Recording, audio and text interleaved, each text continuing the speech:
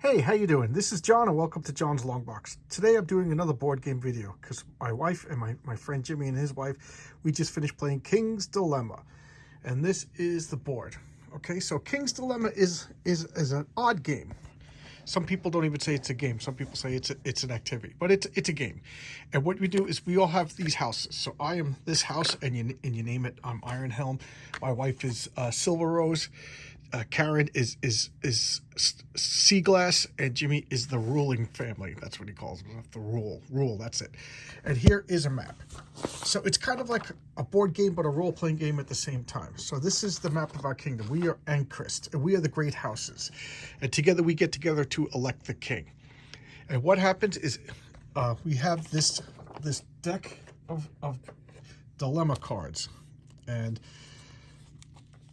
okay, we have this deck of dilemma cards, and you peel from the bottom, and I'm not going to because these are secret. You know, the secrets, but this is an example of one of them. And the dilemma card, and we read it.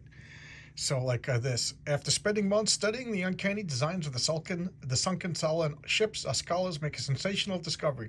The unusual triangular sails allowed these ancient vessels to sail against the wind. Do we keep this incredible ship design a military secret? So then, if we vote A and this card passes, this is we will lose something for science, because instead of sharing the science with the kingdom at large, it's just the military. So our science will decrease. This represents our science. This means we'll get a positive sticker on the board. These are positive stickers that they affect the game as long as they're shown. And every turn we put a mark on. Every time we play a game, we put a mark on them.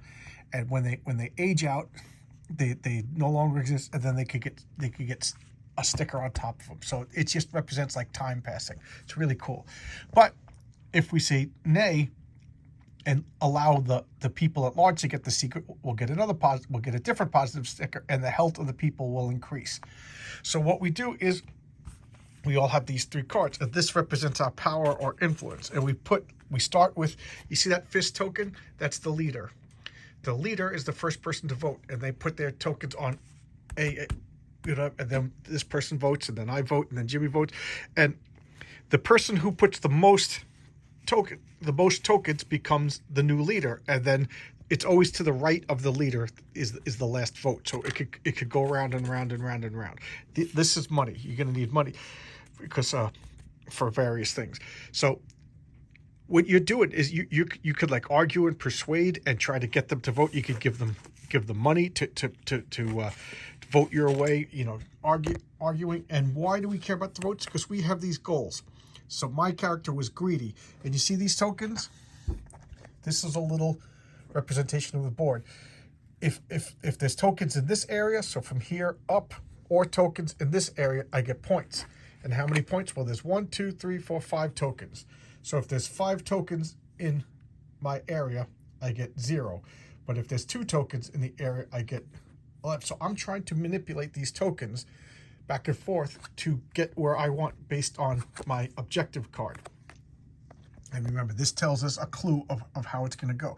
Then we vote, and we flip the card over. If it's yay, we get this result, and science goes down. But we also get sticker 43. So there's this cool little deck of stickers, and I go through, they're all numbered, and I take sticker 43 and I put it on the board. It's already on the board. And then if we vote nay, which is what we voted for, the health of the people went up by 3, the money of the people went up by 3, and sticker 40 went down. So sticker 40, which one is sticker 40? Right here, a trade revolution. So because of the sales, merchants were able to sail farther, and trade routes opened up, and the average person got healthier from different food resources and more money. So the economic growth of the kingdom went up, and and that's what you're doing. You're trying to go. And then once, so now this card got played, so it goes over here, and that's the timeline for the game. And you see how the skull's over here. So once once the card's is here, if every time a dilemma card is revealed, if there's a skull on it, that means the king dies and it's the end of the game.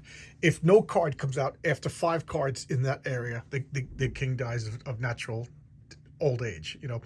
But if every time you move a token, so if this goes up 1, this goes up. So this starts in balance. Every time a token moves up, so this will go up 3. So we'll go 1, 2, 3. But then another token goes down 3. 1, 2, 3, and whatever. So if this token hits this spot, the king is forced to abdicate, because things are so good in the kingdom that the nobles say we don't need a monarchy anymore, and the king is forced to abdicate. If it gets down that things are so bad in the kingdom that there's a revolution and the king is ousted, and then there's certain conditions. We add up the points. We get points for our objectives. We get points for most money. We get points for having these tokens. These are 3 points each. And there's a couple other ways to get points. And then we add up the points, and the winner gets to name the next king. But we also get what's called prestige, and we also get crave. Crave is short for crave for power. And this is based on scenarios that our card says, and it's all the rule book of how we get these points. And we don't know.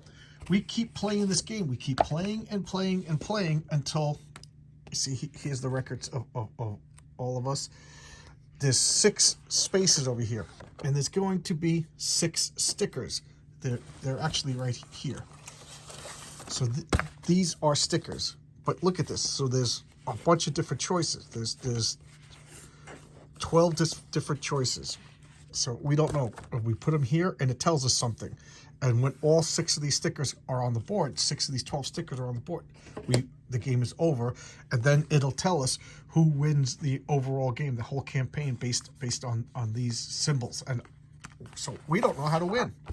We know how to win the small games, you know, each reign king, but we don't know how to actually win the game. And here is screens for other people who could play. And you could join in for one game and opt out.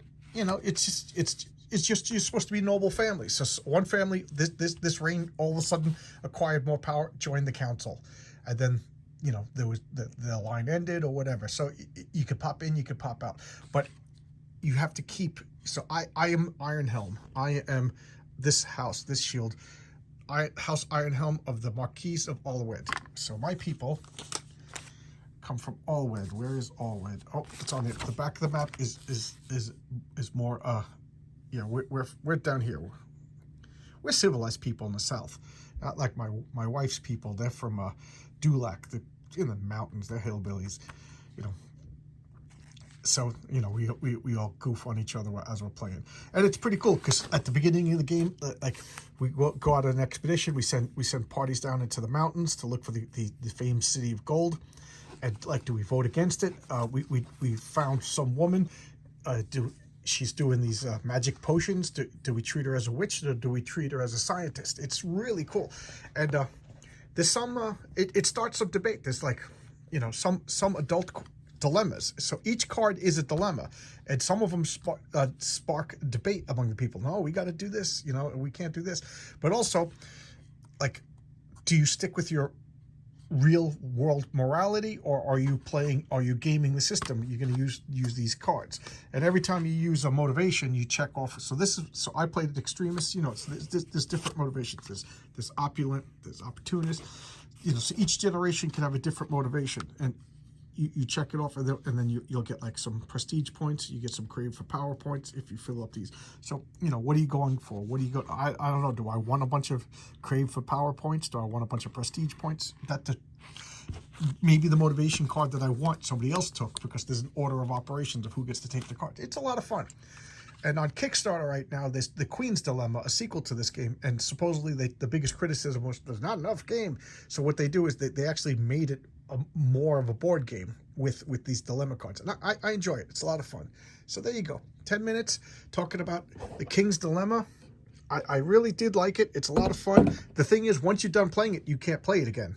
You know.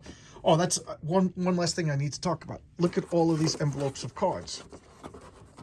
So depending upon which of these dilemma cards you vote on. Okay, so here's a good example.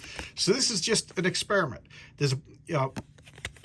There was an event that opened up an envelope, and then we have all these experiment cards. You know, they're shuffled into the dilemma deck, or one of these coming up. Are we going to just use Empire funds to fund an experiment? You know, so yes or no. And then if we voted nay, we open up pack 9 and then shuffle in all the cards in pack 9. If we voted no, we open up pack 8 and shuffle in all 8, and that guides us. You see, and here's the little skulls. If this card was to come out over here, then the king would die and it would be the end of the game. And the game has different conditions. Did the king die? Was the king forced to abdicate? Was there a revolution? And all of those are different, you know, different end game conditions, different end game scorings. So it's, you know, the first couple times you play, I got to say, you don't know what you're doing, but it's kind of exciting. And then you start figuring it out. And then, like my friend Jimmy's wife, she just likes to play. She just likes to hear the stories. So she just votes based on her conscience. My wife is picking up on the overall scheming and the Machiavellianness of the game. And then my friend Jimmy's totally role-playing. He's totally role-playing. So he picks an interesting motivation and he just plays it to the hilt, you know. And it's for me, I got to say, I'm half role-playing, half playing the game, you know. And I think that's, I don't know, I'm biased because I'm me, but that's the best way to play the game. So there you go. King's Dilemma. I'm looking forward to Queen's Dilemma. And come on down. We got room for you to play. Check out my game room. Check out my game room. Come on down. Come on down. All right. I'll see you. Bye-bye.